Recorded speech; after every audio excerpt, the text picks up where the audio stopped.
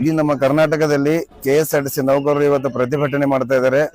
ಯಾಕಂದ್ರೆ ನಮ್ಮ ಡಿಮಾಂಡ್ಸ್ ಇದೆ 38 ತಿಂಗಳ RS, 11 ತಿಂಗಳ RS, ವೇತನ ಪರಿಷ್ಕರಣೆ ಆಗ್ಬೇಕಂತಂದು ಇವತ್ತು ಇಡೀ ನಮ್ಮ ಕರ್ನಾಟಕದಲ್ಲಿ ಎಲ್ಲಾ ಕಾರ್ಮಿಕರು ಒಂದು ಹೋರಾಟ ಮಾಡ್ತಾ ಇದ್ದಾರೆ.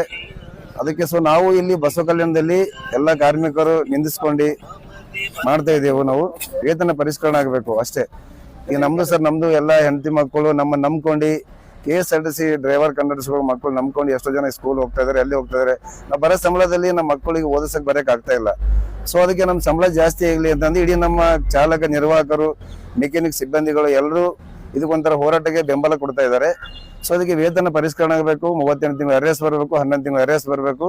ಅದಕ್ಕಾಗಿ ಹೋರಾಟ ಮಾಡ್ತಾ ಇದ್ದಾರೆ ಅಷ್ಟೇ. ಸೊ ಅದಕ್ಕೆ ಬಿಟ್ಟರೆ ಬೇರೆ ಏನೂ ಇಲ್ಲ ಸರ್. ವೇತನ ಪರಿಷ್ಕರಣೆ ಆಗಬೇಕು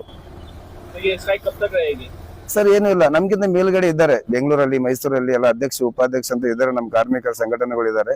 ಆ ಸಂಘಟನೆಗಳು ಅವ್ರು ಏನ್ ತಗೋತಾರೆ ನಿರ್ಣಯಗಳು ಅನ್ನೋದು ಆಮೇಲೆ ಗೊತ್ತಾಗುತ್ತೆ. ಅವ್ರು ಏನಂತ ಡಿಸಿಷನ್ ತಗೋತಾರೋ ಆ ಡಿಸಿಷನ್ ಪ್ರಕಾರ ನಾವೆಲ್ಲ ಹೋಗ್ತೇವೆ ಸರ್ ಅಷ್ಟೇ. ಯಾಕಂದ್ರೆ ನಮ್ಮಂತ್ರ ನಾವು ಮಾಡಕಂತ ಏನೂ ಆಗಲ್ಲ. ನಮ್ಮಂತ ಮೇಲ್ಗಡೆ ಅವ್ರು ಇದ್ದಾರೆ, ಅಧ್ಯಕ್ಷ, ಉಪಾಧ್ಯಕ್ಷ, ಕಾರ್ಯದರ್ಶಿ ಎಲ್ಲ ಇದ್ದಾರೆ. ಸೊ ಅವ್ರು ಏನ್ ತಗೋತಾರೆ ಡಿಸಿಷನ್ ಅದ್ರ ಪ್ರಕಾರ ನಾವು ನಡಿಬೇಕಾಗುತ್ತೆ. आपके इस स्ट्राइक की वजह से कई स्टूडेंट्स को जो है ತೊಂದರೆ ಆಗ್ತಾ ಇದೆ ಸರ್. ತೊಂದರೆ ಆಗ್ತಾ ಇದೆ ಮಕ್ಕಳಿಗೆ ತೊಂದರೆ ಆಗ್ತದೆ. ಸ್ಕೂಲ್ ಮಕ್ಕಳಿಗೆ, ಸ್ಟೂಡೆಂಟ್ಗಳಿಗೆ, ಹೆಣ್ಮಕ್ಳಿಗೆ ಪಾಪ ಹೋಗೋರಿಗೆ ತುಂಬಾ ತೊಂದರೆ ಆಗ್ತದೆ.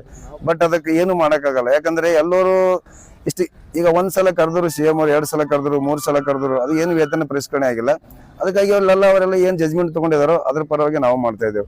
ನಾವೇ ಮಾಡಬೇಕಂತ ಏನು ಉದ್ದೇಶ ಇಲ್ಲ. ಯಾಕಂದ್ರೆ ನಮ್ಮ ಮನೆಯಲ್ಲೂ ಹೆಣ್ಮಕ್ಳು ಇದ್ದಾರೆ, ನಮ್ಮ ಮಕ್ಕಳು ಕಾಲೇಜ್, ಸ್ಕೂಲಿಗೆ ಹೋಗ್ತಾ ಇದ್ದಾರೆ. ನಮಗೂ ತೊಂದರೆ ಆಗ್ತಾ ಇದೆ. ಬಟ್ ಎಲ್ಲರೂ ಏನ್ ಮಾಡ್ತಿದ್ದಾರೆ ಅವ್ರ ಜೊತೆ ನಾವು ಮಾಡಬೇಕಾಗುತ್ತೆ. ಯಾಕಂದ್ರೆ ನಾವು ಡ್ರೈವರ್ ಕೊಂಡ್ರೆ ಎಲ್ಲರಿಗೂ ಫ್ಯಾಮಿಲಿ ಇದ್ದಾರೆ. ನಮ್ಮ ಫ್ಯಾಮಿಲಿಗೆಲ್ಲ ಹೋಗ್ಬೇಕು, ಹಾಸ್ಪಿಟಲ್ಗೆ ಹೋಗ್ಬೇಕು, ಮಕ್ಕಳು ಎಜುಕೇಶನ್ಗೆ ಹೋಗ್ಬೇಕು, ಕಾಲೇಜ್ಗೆ ಹೋಗ್ಬೇಕು. ಎಲ್ಲರಿಗೂ ತೊಂದರೆ ಆಗ್ತದೆ. ಬಟ್ ಯಾರು ಏನ್ ಮಾಡ್ತಾರೋ ಅವ್ರ ಪರ ನಾವು ಮಾಡ್ಬೇಕಾಗುತ್ತೆ.